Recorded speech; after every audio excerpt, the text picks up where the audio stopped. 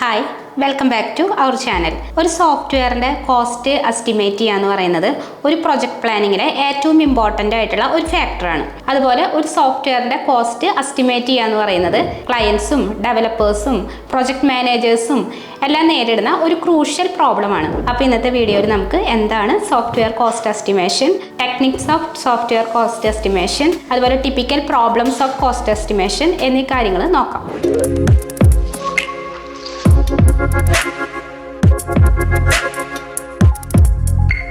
ഒരു software create ചെയ്യാൻ ആവശ്യമായിട്ടുള്ള എഫേർട്ട്, ടൈം, റിസോഴ്സ് എന്നിവയുടെയൊക്കെ അടിസ്ഥാനത്തിൽ ആ സോഫ്റ്റ്വെയറിൻ്റെ കോസ്റ്റ് എത്രയാണെന്ന് പ്രെഡിക്റ്റ് ചെയ്യുന്ന പ്രോസസ്സിനെയാണ് നമ്മൾ സോഫ്റ്റ്വെയർ കോസ്റ്റ് എസ്റ്റിമേഷൻ എന്ന് പറയുന്നത്. അപ്പോൾ മെയിനായിട്ട് ഇതിൻ്റെ ഫാക്ടേഴ്സ് എന്ന് പറഞ്ഞു കഴിഞ്ഞിട്ടുണ്ടെങ്കിൽ ആ പ്രൊജക്റ്റിൻ്റെ കോംപ്ലക്സിറ്റി, അതിൻ്റെ സൈസ്, അത് എത്ര ലോങ് പീരീഡ് ഓഫ് ടൈം ആണ് വർക്ക് ചെയ്യേണ്ടി വരിക, അതിലുൾപ്പെടുന്ന സ്കിൽഡ് പേഴ്സൺസ്, ഡെവലപ്മെൻറ്റ് ചെയ്യുന്ന മെത്തഡോളജീസ്, അതുപോലെ അതിൽ ഉപയോഗിക്കുന്ന പല പല ന്യൂ ടെക്നോളജീസ്. അപ്പോൾ ഇതിൻ്റെയൊക്കെ അടിസ്ഥാനത്തിലായിരിക്കും ഈ സോഫ്റ്റ്വെയർ കോസ്റ്റ് എസ്റ്റിമേഷൻ കാൽക്കുലേറ്റ് ചെയ്യുന്നുണ്ടാവുക. Next techniques of software cost estimation ആണ്. ആദ്യത്തെ ടെക്നിക്ക് എന്ന് പറഞ്ഞാൽ എക്സ്പേർട്ട് ജഡ്ജ്മെന്റ് ആണ്. അപ്പോൾ ഇതിലെന്ന് പറഞ്ഞാൽ സിമിലർ പ്രൊജക്റ്റിൽ വർക്ക് ചെയ്തിട്ടുള്ള എക്സ്പേർട്ട് ആയിട്ടുള്ള ഡെവലപ്പേഴ്സുമായിട്ട് പ്രൊജക്ട് മാനേജർ സംസാരിച്ചിട്ട് അതിലുള്ള റിസ്ക് എന്തൊക്കെയാണ്, അവർ ചെയ്തിട്ടുള്ള മെത്തഡോളജീസ് എന്തൊക്കെയാണ്, അതിൽ ഉൾപ്പെടുന്ന ടെക്നോളജീസ്, നമുക്ക് എന്തൊക്കെ പുതിയ ടെക്നോളജീസ് അതിൽ കൊണ്ടുവരാൻ പറ്റും എന്നിങ്ങനെയുള്ള ഒരു ഡീപ്പ് ഡിസ്കഷൻ ആദ്യം നടത്തും.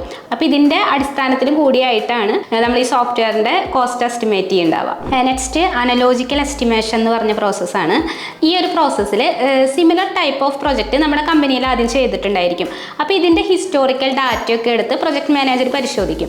അപ്പോൾ ഇതിൽ തന്നെ എന്തൊക്കെ ടെക്നോളജീസ് യൂസ് ചെയ്തിട്ടുണ്ട്, അതിൽ എത്ര ടീംസ് ഉണ്ടായിരുന്നു, എത്ര ഡെവലപ്പേഴ്സ് ഉണ്ടായിരുന്നു, ഇവർക്കൊക്കെ എത്ര പീരീഡ് ഓഫ് ടൈം വേണ്ടി വന്നു, ഇതിൽ എന്തൊക്കെ റിസ്ക് ഉണ്ട് എന്നിങ്ങനെയുള്ള കാര്യങ്ങൾ ഒരു ഹിസ്റ്റോറിക്കൽ റെക്കോർഡ്സിൽ നിന്ന് പ്രൊജക്ട് മാനേജർ മനസ്സിലാക്കുന്നു. അപ്പോൾ ഇങ്ങനെ മനസ്സിലാക്കിയിട്ടുള്ള ഡാറ്റയുടെ അടിസ്ഥാനത്തിൽ കോസ്റ്റ് എസ്റ്റിമേറ്റ് ചെയ്യാണ് ഈ ഒരു പ്രോസസ്സിൽ ചെയ്യുന്നത്.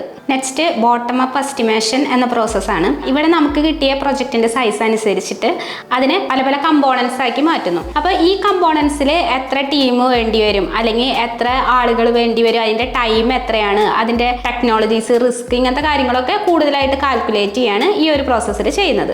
നെക്സ്റ്റ് കോസ്റ്റ് ഓഫ് ക്വാളിറ്റി ആണ്. കറക്റ്റ് ഒരു നല്ല സോഫ്റ്റ്വെയർ എന്ന് പറയുന്നത് മിനിമം കോസ്റ്റിൽ ഏറ്റവും നല്ല കസ്റ്റമർ സാറ്റിസ്ഫാക്ഷനും മാക്സിമം ക്വാളിറ്റിയിൽ പ്രവർത്തിക്കുന്ന സോഫ്റ്റ്വെയറും ആയിരിക്കും. അപ്പോൾ ഇതിനെയാണ് കോസ്റ്റ് ഓഫ് ക്വാളിറ്റി എന്നതുകൊണ്ട് ഉദ്ദേശിക്കുന്നത്. കോസ്റ്റ് ഓഫ് ക്വാളിറ്റി കൂട്ടാൻ വേണ്ടിയിട്ട് നമ്മൾ ഈ കമ്പനികളിലത്തെ ഡെവലപ്പേഴ്സിനും അതിൽ വർക്ക് ചെയ്യുന്ന ടീമിനൊക്കെ പ്രോപ്പർ ആയിട്ടുള്ള ട്രെയിനിങ്ങും കാര്യങ്ങളൊക്കെ കൊടുക്കും. അതുപോലെ തന്നെ ആ ഒരു പ്രൊജക്റ്റിനെ പ്രോപ്പറായിട്ട് പ്ലാൻ ചെയ്തിട്ട് എങ്ങനെയൊക്കെ ചെയ്യണം, എന്തൊക്കെ ചെയ്യണം എന്നുള്ള കാര്യങ്ങളൊക്കെ ഇവിടെ തീരുമാനിക്കും. അപ്പോൾ ഇതാണ് ലാസ്റ്റ് പ്രോസസ്സ് എന്ന് പറയുന്നത്. ഇനി സോഫ്റ്റ്വെയർ കോസ്റ്റ് എസ്റ്റിമേഷന്റെ ടിപ്പിക്കൽ പ്രോബ്ലംസ് എന്തൊക്കെയാണെന്ന് നോക്കാം. അപ്പോൾ ആദ്യത്തെ പ്രോബ്ലം എന്ന് പറഞ്ഞു കഴിഞ്ഞിട്ടുണ്ടെങ്കിൽ സോഫ്റ്റ്വെയർ കോസ്റ്റ് എസ്റ്റിമേഷൻ നടക്കുന്നത് ഒരു പ്രൊജക്റ്റിന്റെ ഏർലി സ്റ്റേജിലായിരിക്കും. അപ്പോൾ ഇങ്ങനെ പ്രെഡിക്റ്റ് ചെയ്ത കോസ്റ്റ് പിന്നീട് നമ്മൾ വർക്കുകൾ, അതിൽ തന്നെ റീവർക്കുകൾ ഉണ്ടായിരിക്കും. പല പല കാരണങ്ങൾ കൊണ്ട് ആ ഒരു പ്രൊജക്റ്റ് നീണ്ടു പോവുക, അതിൽ കൂടുതൽ ടെക്നോളജീസും കാര്യങ്ങളൊക്കെ ഉപയോഗിക്കുക, അങ്ങനെയുള്ള കാര്യങ്ങളൊക്കെ വേണ്ടി വരും. അപ്പോൾ ഇങ്ങനെയൊക്കെ ചെയ്യുമ്പോൾ ആ കോസ്റ്റ് എന്നുള്ളത് മാറി വരാനായിട്ടുള്ള ചാൻസ് ഉണ്ട്. അപ്പോൾ ഇതൊരു മെയിൻ ആയിട്ടുള്ള പ്രോബ്ലം ആണ്. ഇനി നെക്സ്റ്റ് എന്ന് പറയുന്നത്